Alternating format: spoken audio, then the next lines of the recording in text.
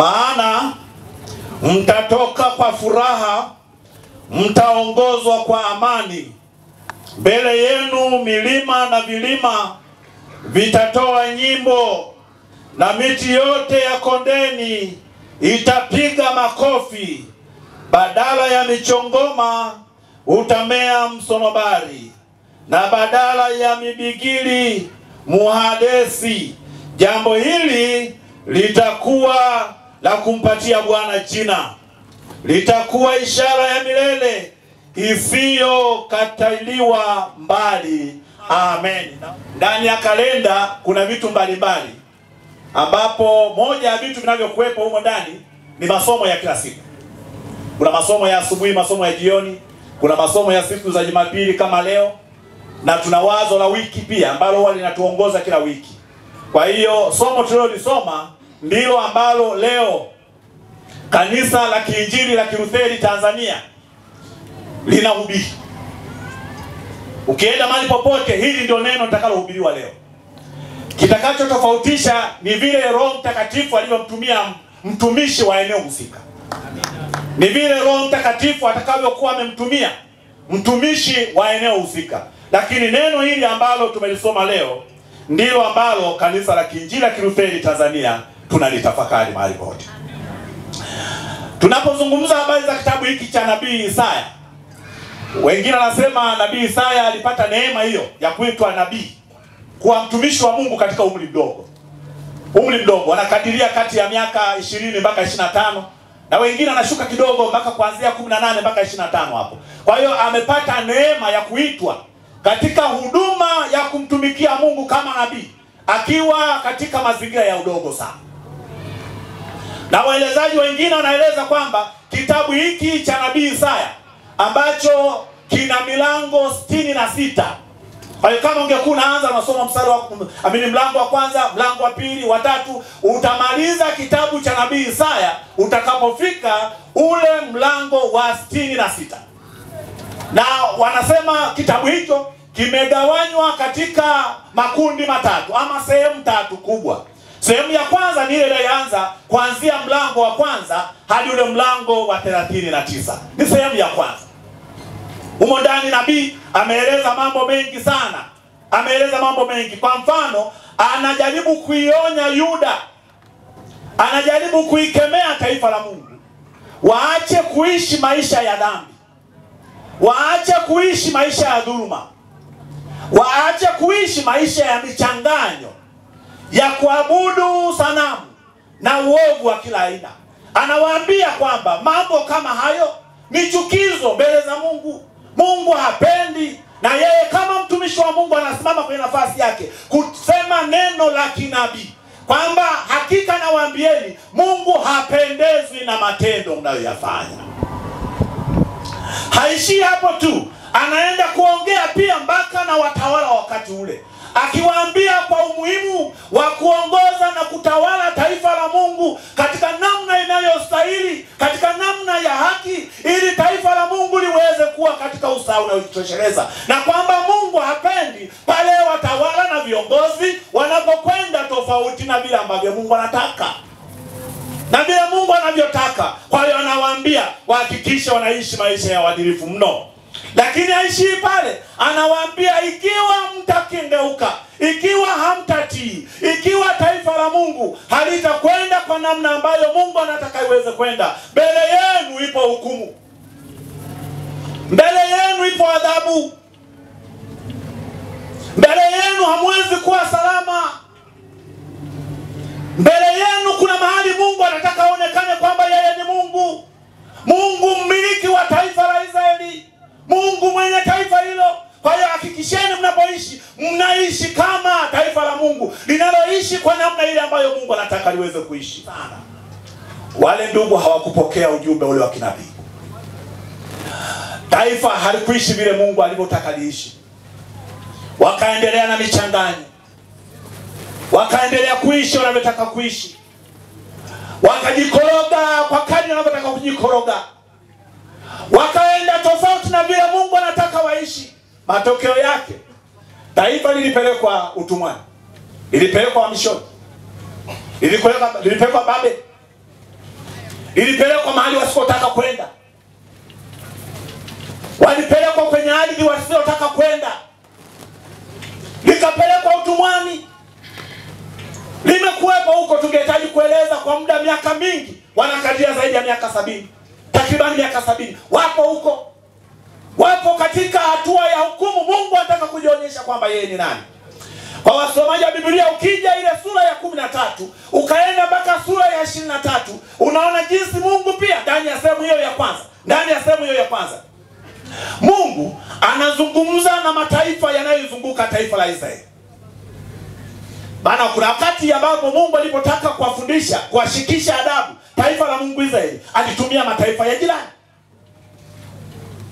Na mataifa ya jirani yakajisahau, yakafikiri kwamba Mungu anayatumia ya mataifa hayo tu kwa ajili ya kuadibisha taifa la Israeli, kana kwamba Mungu hawezi kushughulika na mataifa hayo. Anageukia mataifa yale mengi. Tena anataja mataifa mengi. Wanatajwa Babeli yenyewe, Moabu wanatajwa, taifa la Misri lilipo Afrika linatajwa, mataifa yenye nguvu duniani kwa wakati ule. Mataifa yalionekana yana uwezo kiuchumi katika nyanja na ustaarabu wote. Mataifa yanayoonekana yenyewe ndio majiant, mataifa yanayostahili.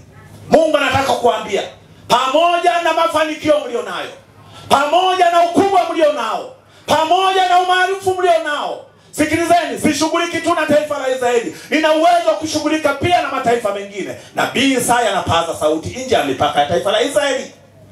Sikiliza, Mungu anaweza kumtumia mtumishi wake pale alipo, hata nje ya pale alipo. Narudia tena, Mungu anaweza kumtumia mtumishi wake pale alipo, hata nje ya pale alipo.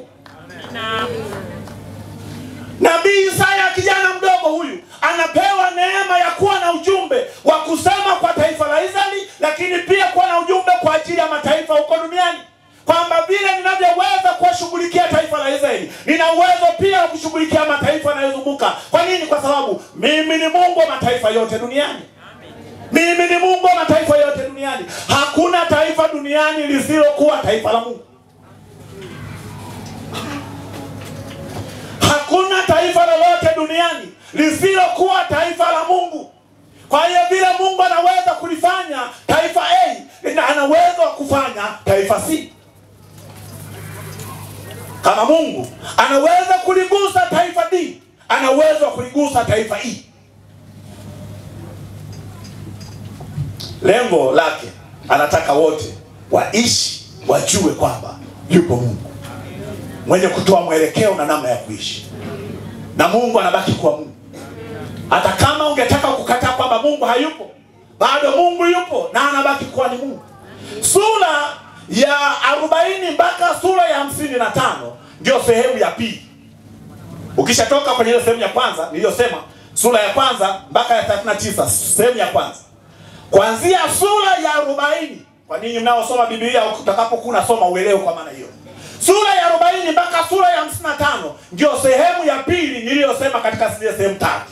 Na somo la leo nitakalolisema lipo katika sehemu hii ya pili.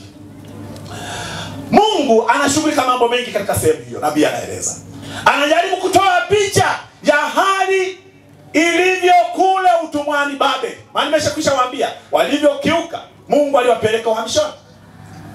Sura hii ya 40 mpaka 55 ni maelezo ya hali inayotokea taifa likiwa utumwani. Kuna maisha yanaendelea utumwani. Kuna maisha yanayoendelea kwenye ardhi zisizo yao. Kuna maisha yanayoendelea katika uzoefu wasiouzoea. Kuna maisha yanayoendelea katika mazingira ambayo hawawahi kutegemea. Wanapita huko. Anainuliwa mtumishi wa Mungu Nabii Isaya kueleza hali ilivyo kule utumwani Babeli. Kibata nafasi ya kusoma kuanzia 51 mstari wa kwanza hadi ya 7. Unaona kuna watu wanajionja kwamba tupo hapa kwa sababu tulikiuka. Tupo hapa kwa sababu tulikataa kutii. Tupo hapa, tumefika hapa kwa sababu kuna mambo ambayo Mungu alitaka tuyatende, hatukuyatenda. Leo matokeo yake tupo huku. Mungu anafungua ukurasa mpya. Wengine anaita ni Injili ya Agano la Kale. Hii sura ya 40 mpaka sura ya 55. Habari njema inaanza kuelezwa. Habari njema inaletwa na mtumishi wa Mungu kwamba Mungu anataka kufungua ukurasa mpya kutoka katika mazingira yale. Sasa Mungu anataka kuwarudisha katika ardhi yao, katika mji wao. katika nchi yao, pamoja na kukaa mbali, lakini wakati umefika Mungu anataka kuwarudisha katika ardhi yao na nchi yao. Kwa hiyo milango hiyo inajaribu kueleza mambo ya matumaini kwa taifa lake Mungu.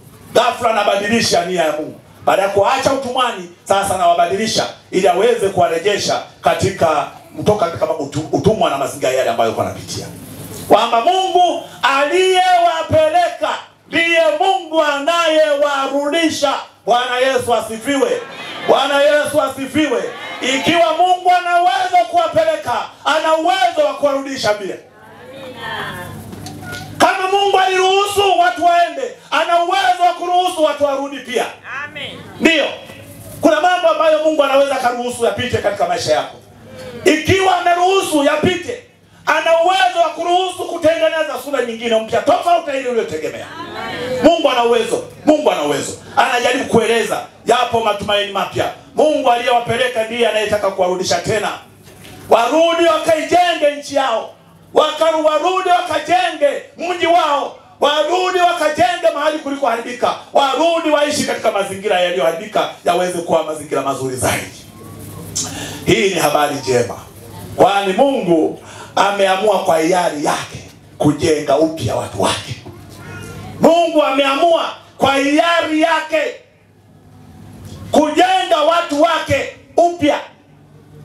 Kama aliwapeleka kwa hiari yake, ana uwezo wa kuwarudisha kwa hiari yake. Hakuna aliyembembeleza Mungu. Hakuna aliyetoa rushwa kwa Mungu. Hakuna aliyemshawishi Mungu. Vile ambavyo niliruhusu, nina uwezo wa kufanya vinginevyo, maadamu tu ndani yenu mmejua kilichotokea ni nini. Sasa somo la leo tulilolisoma tumepewa ile mistari miwili ambalo linapatikana ndani ya sehemu ile ya pili ninayoieleza kwamba inajaribu kueleza maisha yao wakiwa utumwani, wakiwa huko Babeli.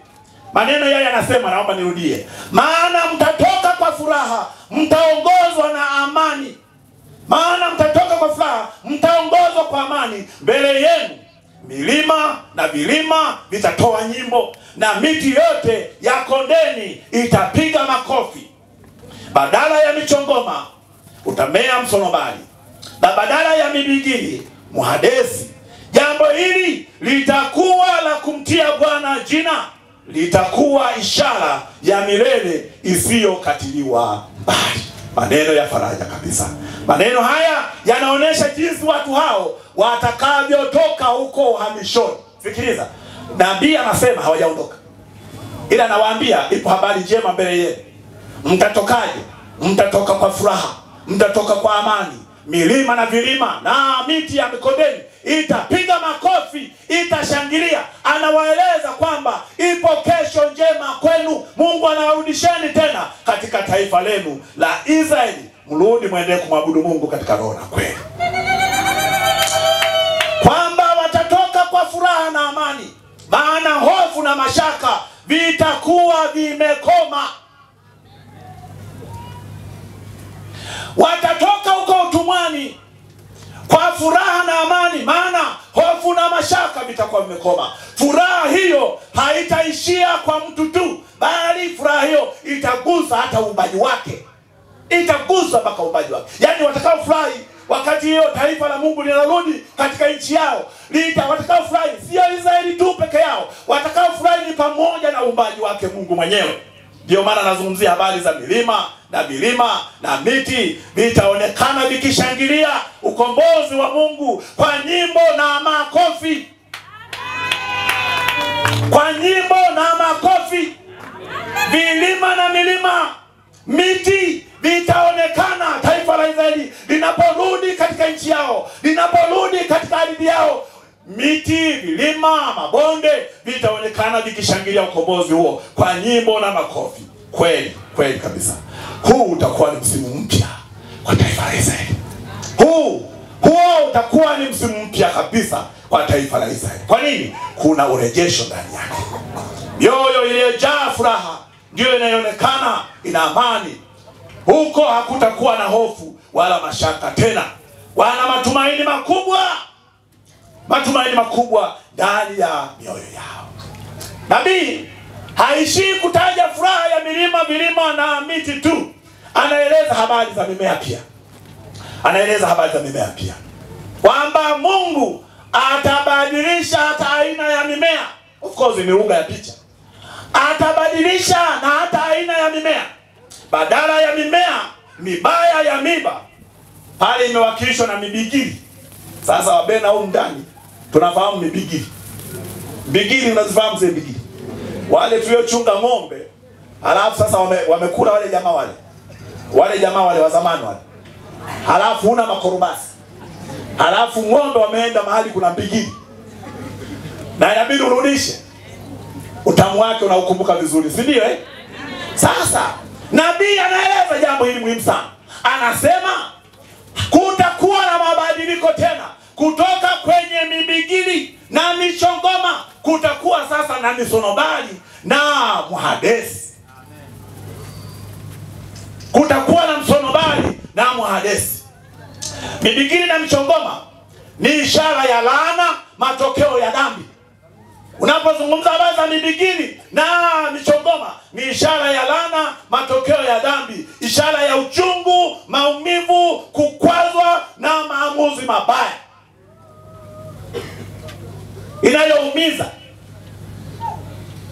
Inachorwa picha, nabii anachora hiyo picha katika mimea ya mibigili na michongoma inayoumiza, inayoleta maumivu kwa watu. Kumbuka nabii anashughulika na maisha ya moja moja, kwenye familia zetu, kwenye jamii zetu tunapoishi. Kuna mibigili, kuna michongoma inayoumiza kwenye huduma zetu kama kanisa na mahali popote pale tulipo. Kuna mibigili na michongoma inayoumiza. Mungu anamtumia nabii wake, anamwambia kwamba sasa badala ya michongoma hiyo na mibigili kutakuwa na misonobari na muhadesi. Kutakuwa na misonobari na muhadesi. Nikatamani kutaka kujua tabia ya miti ya misonobari ikoje. Miti ya misonobari, nikaambiwa kwamba miti ya misonobari kwa asilia ni miti mirefu, ni miti imara, yenye harufu nzuri, inayostahimili ukame. Nikataka kujifunza muhebusi ukoje, muhebusi ukoje. Nikaambiwa kwamba muhebusi ni miti midogo inayowekwa katika mfumo wa kichaka, lakini kina uzuri sana katika majani yake. Majani yake pia kuna maua meupe, kuna harufu nzuri, ishara ya kivuli, utulivu. Ishara ya kivuli na utulivu wa kutosha. Mimea hii miwili katika namna ya kiroho inachora maana kwamba upo uimara wa maisha mapya baada ya kuvuka kwenye pito nalopita. Ipo ishara viashiria ukishavuka kwenye pito unalopita nalo. Mungu akikusaidia ukavuka kwenye pito unalopita nalo, uwe na uhakika maisha mapya yenye amani na utulivu mbele yako. Mungu amekwisha kukuandalia. Ni swala la wakati tu. Mwambie mwenzako swala la wakati tu. Ndio, hata kama ungekuwa unaogelea kwenye uvuli wa mauti, nataka nikwambie Mungu ana mpango mzuri. Tukishavuka ng'ambo ya pili, tunakutana na miti ya mizuri, muhadesi, msonobari, ishara ya neema. Ishara ya neema, ishara ya utulivu, ishara ya amani, ishara ya mafanikio kwa mtu mmoja mmoja, kwa jamii, hata taifa kwa ujumla. Mungu bado anatuazia mema. Mungu bado anatuazia mema. Mungu bado anatuazia mema. Kabisa, Mungu anatuazia mema. Kwa maneno mengine, nabii anataka kusema Mungu anaweza kubadilisha maumivu kuwa uzuri, mashaka kuwa imani, giza kuwa nuru. Mungu ana uwezo wa kubadilisha hiyo. Giza likawa nuru, mashaka yakawa imani, lakini pia maumivu ikawa uzuri. Mungu bado anabaki kuwa ni Mungu. Mungu anaweza kubadilisha historia kabisa. Mstari ule wa 13b namalizia pale. Nabii Isaya anasema hivi, nabii Isaya anasema hivi: jambo hili litakuwa la kumpatia Bwana jina. Nikajiuliza peke yangu, nabii anaposema jambo hili litakuwa ni jambo la kumpatia Bwana jina, ina maana Bwana hakuwa na jina? Hello. maana Bwana hakuwa na jina. Hapana, yeye ni Yahweh. Majina nayo mengi tu, ana sifa nyingi tu. Majina alikuwa nayo. Yeye ni Yahweh, mimi niko. Yeye ambaye yeye yupo tu. Yahweh huyo Mungu alikuwepo, yupo, ataendelea kuwepo. Katika mazingira yote Mungu anabaki kuwa ni Mungu. Yeye ni Yahweh. Yeye ni Elohimu, maana yake Mungu mwenye uweza. Ni majina ya Mungu hayo pia. Yahweh huyu Mungu ni Elohimu, maana yake Mungu mwenye uweza. Yeye ni El Shaddai, Mungu mwenye nguvu zote. Yeye ni mwenye nguvu zote. Yes, duniani kuna watu wenye nguvu. Duniani kuna mataifa yenye nguvu. Duniani kuna watu wanaosema tuna nguvu, lakini Mungu anabaki kuwa yeye ni El Shaddai. Yeye ni Elohimu, yeye ni Yahweh, Mungu mwenye nguvu, yeye aliyopo, tena mwenye uwezo, ana sifa. Na majina mengine na sifa nyingine nyingi tu, ukizifuatilia hapo unazipata. Nini maana ya kusema yeye atabaki kuwa Mungu na mwenye kuweza kuwapatia majina? Anataka kusema lipo jambo litakalofanya. Sio kwamba atapewa jina jingine zaidi ya Yahweh, Elohimu, El Shaddai na majina mengine mengi. Kwamba hakika watu kwa macho yao, kwa masikio yao, kwa midomo yao watasema huyu ni Bwana. Watasema huyu ni Bwana. Kwamba Mungu atatenda jambo ambalo mwisho wa yote Mungu huyu atapewa jina, kwamba hakuna Mungu kama wewe. Shikamoo sana Mungu.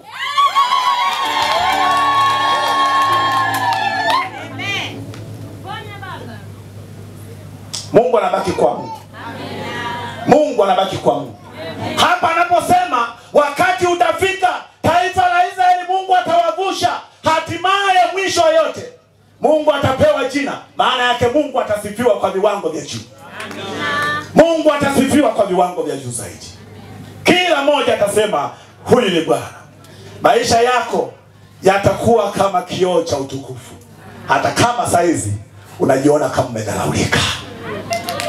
Hata kama saizi, yani hata hapo ulipokaa unajiona kama unapwaya hivi. Mwambie mwenzako sipwai bwana. Hupwai. Ni kweli unaweza ukapita mazingira ya kuonekana si lolote kwenye familia yako, kwenye jamii yako, kwenye kanisa lako, kwenye mtaa wako, kwenye ofisi yako, lakini hakika nataka nikwambie, mapito unayopitia ni namna tu Mungu anakupitisha. Mwisho yote kitakuwa kioo kinachoonesha utukufu wa Mungu. Utafanyika kwa utukufu wa Mungu. Kabisa. Kabisa.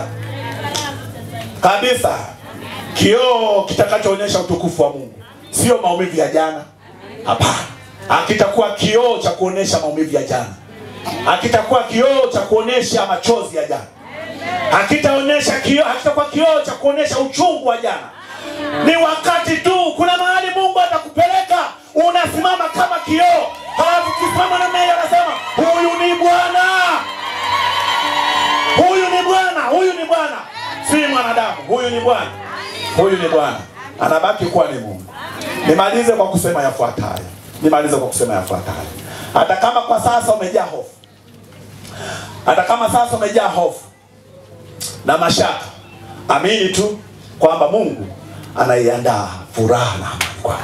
Jambo kubwa na la msingi, pamoja na kupita huko unakopita, pamoja na miba unayokutana nayo, pamoja na mibigiri unayokutana nayo, imarisha uhusiano wako na Mungu.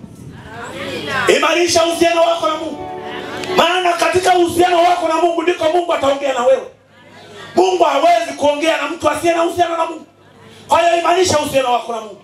Kabisa, katika familia yako, imarisha uhusiano wako na Mungu. Mungu atakuonyesha. Na wote tunafahamu, ukienda kule Yeremia 33 mstari wa 3, ndio kwamba tunapomwita yeye anafanya nini? Halafu anafanya nini? Anatufundisha mambo tena. Yapo mambo mengi tusiyoyajua. Anayeweza kutufundisha ni Mungu. Na naomba niende polepole nitakachokisema hapa. Narudia tena. Yapo mambo mengi magumu tusiyoyajua. Makubwa tusiyoyajua. Lakini Mungu yupo tayari kutufundisha. Amina. Yupo Mungu tayari kutufundisha. Hata katika jambo lolote, mtu mmoja alisema hivi. Ukiona kuna jaribu limekukuta wewe kama wewe, jamii kama jamii kubwa, taifa kama taifa, bahati mbaya na taifa letu tumeingia kwenye utelezi. Sasa yule mtu akasema hivi, ikiwa kuna jambo lolote kubwa ambalo utakutana nalo katika maisha yako, kuna mambo matatu. Jambo la kwanza ni binadamu wenyewe wamesababisha. 2, shetani kasababisha. 3, Mungu karuhusu. Narudia tena, ni watu wenyewe,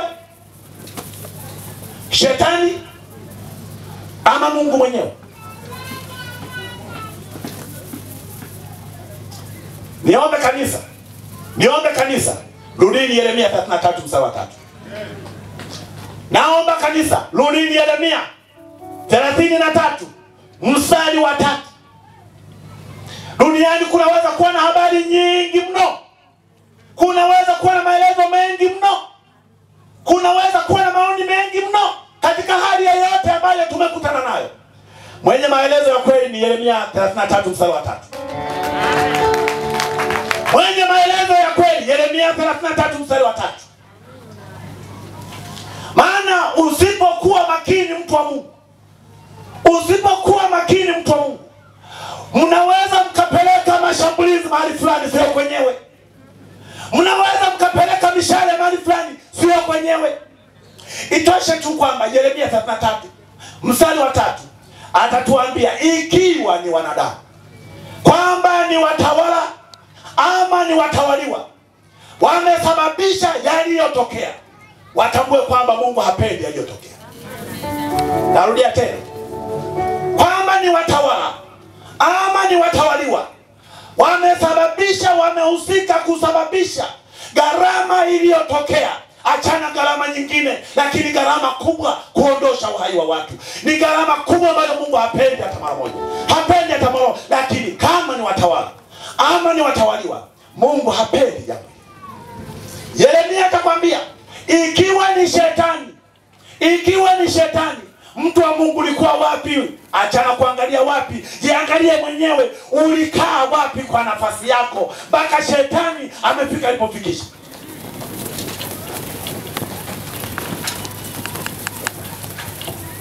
Kama ni binadamu, ni wakati wa kujitafakari kwamba hivi katika ubinadamu wangu, katika matamanio yangu, katika nia yangu, kama mtawala ama mtawaliwa, nimelifikisha taifa mahali hapa.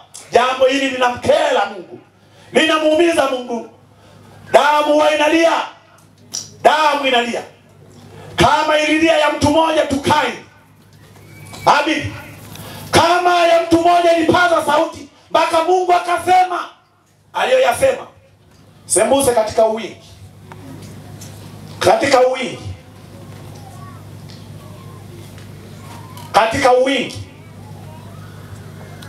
Mungu tusaidie sana kwa ardhi ya Tanzania. Amen. Kama kuna kipindi cha kuomba kwa gharama kubwa hii, kuomba rehema, kuomba toba, kuomba neema ya Mungu, kwamba Mungu tusaidie katika mazingira haya tuliyofika hapa. Ni binadamu wenzetu kwa matamanio yao.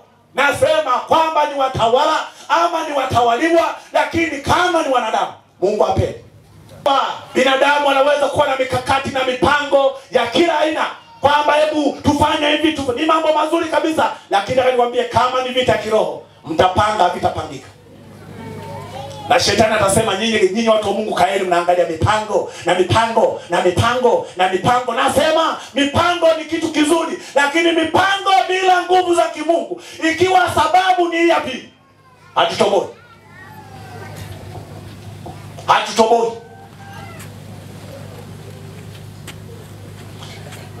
Atakaye tusaidia tuvuke hapo ni Mungu kupitia maombi na magoti hapo. Amina. Atakaye tusaidia kuvuka hapo.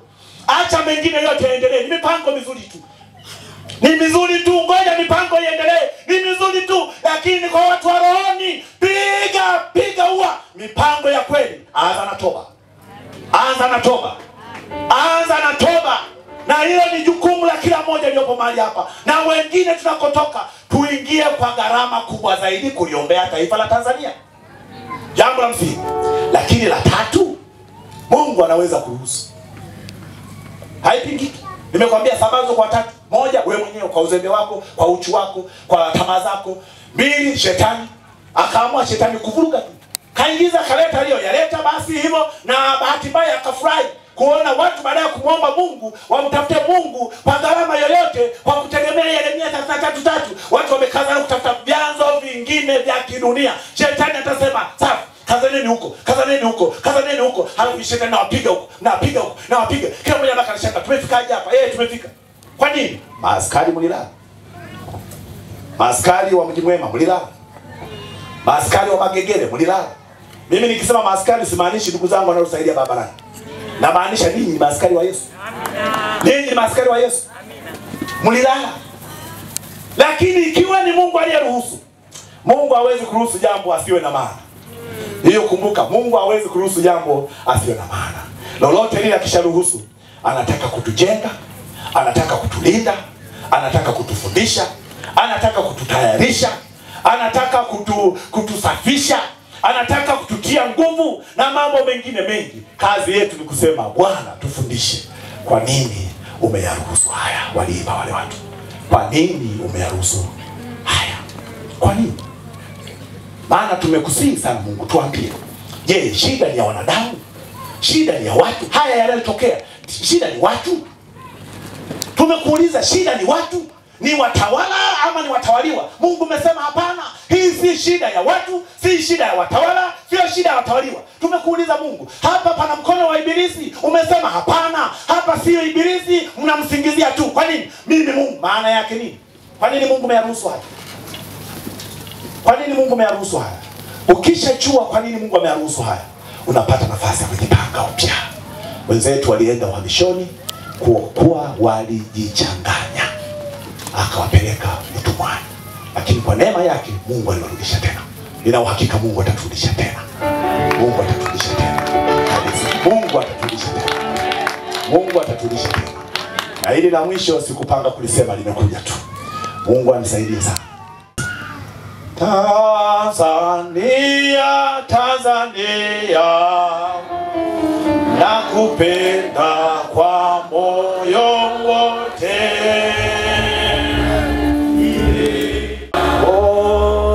Jina lako ni tamu sana. Ninaona kuota wewe. Niamkapo ni heri mama we. Tanzania, Tanzania,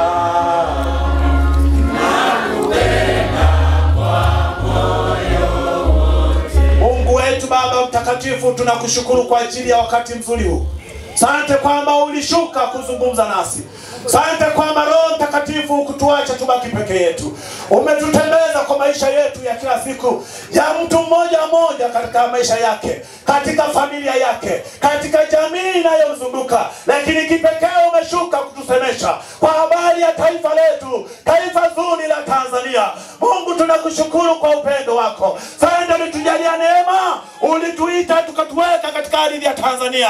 Baba, tunaomba toba kwa ajili ya mambo mengi maovu, kwa ajili ya yote aliyotendeka. Tunaomba Mungu tusaidie, Mungu tusamehe, Mungu tusamehe, Mungu tusamehe kwa damu ya mwana wako mpendwa Yesu Kristo. Kwa damu ya mwana wako Yesu Kristo. Hakuna gharama nyingine iwezayo kubeba, hakuna jambo jingine naweza kufuta gharama hii. Kila aina ya maozo, kila aina ya mapoza, kila aina ya mambo mabaya, hatuwezi kutoka, hatuwezi kutoka, hatuwezi kutoka, hatuwezi kutoka. Mungu, ninaomba sana utusaidie wa Tanzania, viongozi wetu wenye hekima na busara, wenye mamlaka, wenye ujuzi mbalimbali. Baba, ukawatumie kama vyombo vyako, vitupe mwelekeo, vitupe namna kutoka, vitupe unyenyekevu, vitupe utii, tuisikie sauti yako. Baba wa mbinguni, ninakushukuru Bwana hata kwa ajili ya wakati huu. Asante kwa ajili ya kila moja. Asante Bwana, ipo neema inayokuja ipo nuru katikati ya giza. Nuru hiyo Bwana uiangaze tena Tanzania, nchi nzuri yenye milima na mabonde na vijito na kila ardhi yenye rutuba na madini. Mungu tunaomba utusaidie mno, maadui wasije wakaingilia, maadui wasije wakainyakoa. Baba mtakatifu, ninakuomba mno rehema yako Bwana, tunaomba utusaidie, utufunike kwa damu yako. Baba tunakushukuru kwa ajili ya kanisa lako, tupe mzigo, tupe neema, tupe kibali cha kuomba na kukusihi na kukusihi na kukusihi. Usimame mtakatifu. Tunaomba toba kwa ajili ya damu zilizomwagika Tanzania, damu zilizomwagika Tanzania. Tunaomba rehema Bwana, tunaomba rehema Bwana, tunaomba rehema Bwana, kwamba watu wamesababisha ama si watu. Baba tunaomba rehema, tumekosa wote, tumeshindwa wote, tumeharibu wote. Tusaidie mtakatifu, tusaidie mtakatifu, tusaidie mtakatifu mwana wa Mungu, tusaidie mtakatifu mwana wa Mungu, tusaidie mno. Tunakuomba mtakatifu, tusaidie tena, tusaidie Bwana, saidia Bwana, saidia kutibu majeraha na makovu, saidia kutibu majeraha na makovu ya mioyoni. Tusaidie mna mtakatifu. Baba hatuna mahali pengine zaidi ya kuomba rehema yako. Ninakushukuru mtakatifu, ninakushukuru, ninakushukuru malaika hudumiaye. Asante malaika hudumiaye Bwana, tuhudumie mno, tuhudumie tena. Hudumia waliopo majumbani huko, waliopoteza matumaini, wenye hofu na mashaka, wasiojua kesho au kesho kutwa kuna nini. Wewe Mungu juaye, tunakuomba mno, tembelea kila moja, tembelea mno, tembelea sana, tembelea kama hudumia wale